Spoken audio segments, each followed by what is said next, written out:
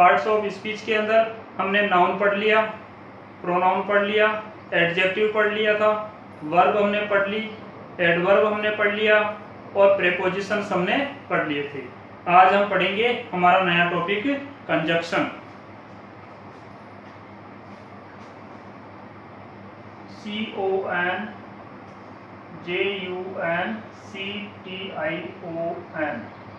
Conjunction, जिसको हिंदी में हम कहते हैं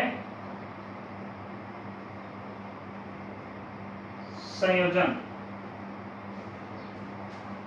इसकी परिभाषा CONJUNCTION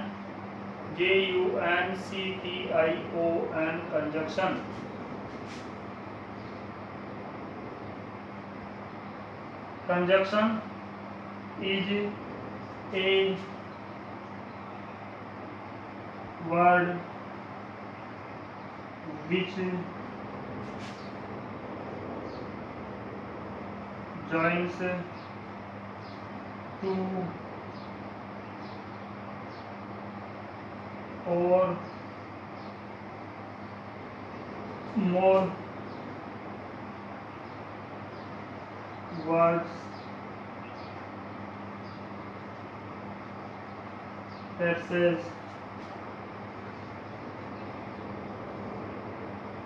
clauses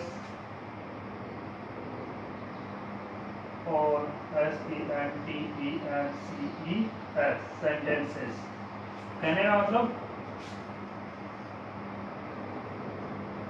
दो या दो से अधिक शब्दों,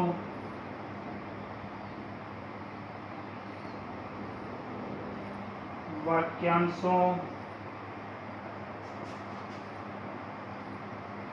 उपवाक्यों या वाक्यों को जोड़ने वाले शब्दों को हम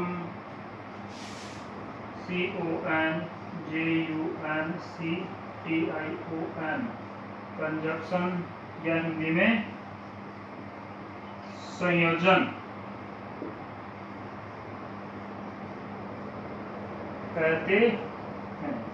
प्यारे विद्यार्थियों, दो या दो से अधिक, या तो दो या फिर दो से ज्यादा शब्दों को, वाक्यांशों को, उपवाक्यों को या फिर वाक्यों को जोड़ने वाले शब्दों को हम कंजक्शन या संयोजन कहते हैं। जैसे कि हमने कुछ उदाहरण लिए।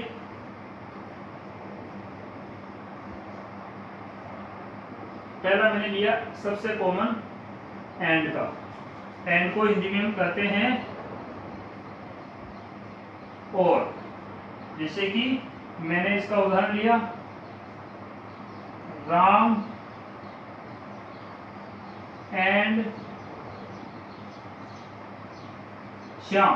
तो यहाँ पर राम और श्याम के बीच में जो शब्द प्रयुक्त हुआ है एंड, जिसका मतलब होता है और, यानी कि राम और श्याम। तो यहाँ पर जो एंड शब्द है वह है conjunction.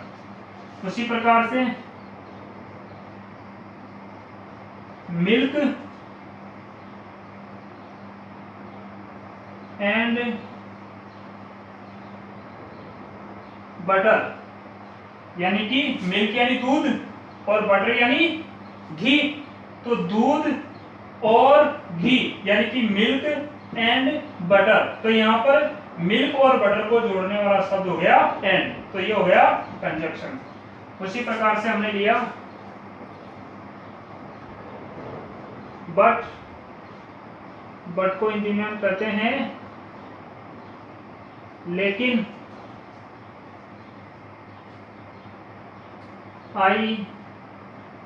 ICALLEB called him, but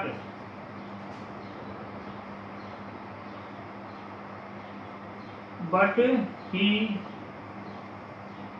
did not listen. Listen का मतलब होता है सुनना।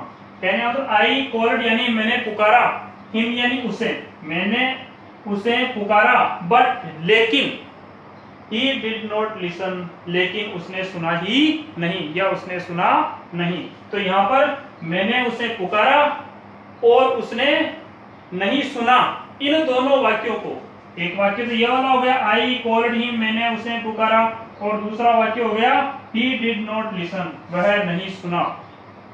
तो इन दोनों वाक्यों को जोड़ने का कार्य किया है यहाँ पर बट ने। तो यहाँ पर बट हो गया कंजक्शन। प्यारे विद्यार्थियों, आगे कुछ और उदाहरण हम लेते हैं।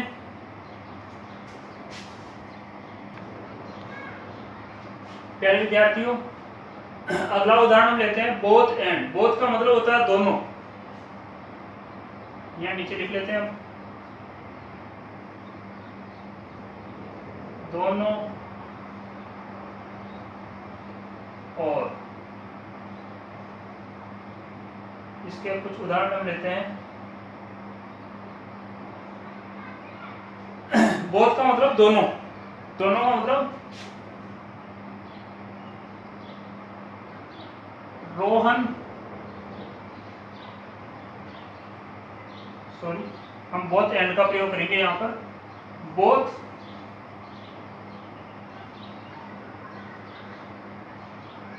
BOTH बोथ यानी दोनों, both Ram and Rohan ROHAN Rohan, both Ram and Rohan are good friends. Both का मतलब हो गया दोनों, यानी कि दोनों ही। अब दोनों ही कौन? राम एंड श्याम, यानी कि राम और श्याम, यानी दोनों राम और श्याम आर यानी है गुड फ्रेंड्स, यानी कि अच्छे मित्र हैं। उसी प्रकार से हमने काम में लिया नॉट ओनली बट आल्सो को हम देखेंगे। अब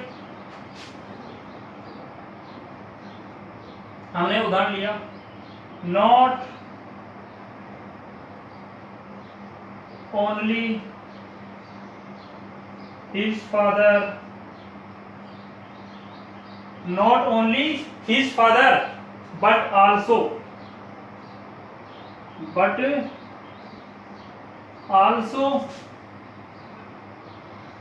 my father goes to Jaipur.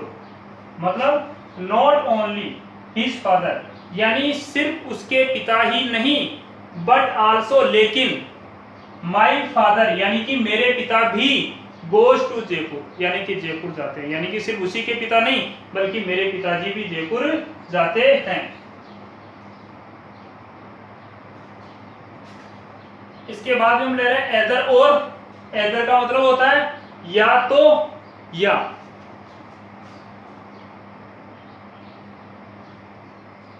या तो या। जैसे कि कुछ उदाहरण लेते हैं, यू लाइक तुम पसंद करते हो, EITHER एदर टी और मिल्क। प्यारे विद्यार्थियों, इस उदाहरण के अंदर या तो या, भाई या तो राम या श्याम यानी दोनों में से एक। जैसे हमने उदाहरण लिखा यू लाइक एदर तुम पसंद करते हो, एदर यानी या तो, टी यानी चाय, और या मिल्क दूध, यानी कि या तो तुम्हें चाय पसंद है और या फिर दूध पसंद है, यानी दोनों में से एक ही चीज पसंद है। तो ये हो गई इसमें कंजक्शन। इसके बाद में नेदर नोर, जिसका हम लिखेंगे न तो न ही। जैसे कि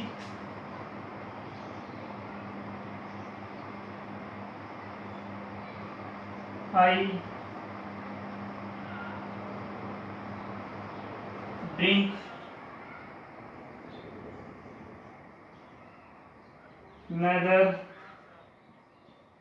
tea nor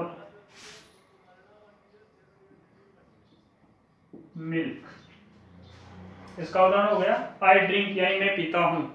नेदर, नेदर का मतलब न तो, टी यानी चाय, नोर यानी नहीं, मिल्क यानी कि दूध। I drink neither tea nor milk, यानी कि न तो मैं चाय पीता हूं और न ही मैं दूध पीता हूं। इसके बाद में सो दैट,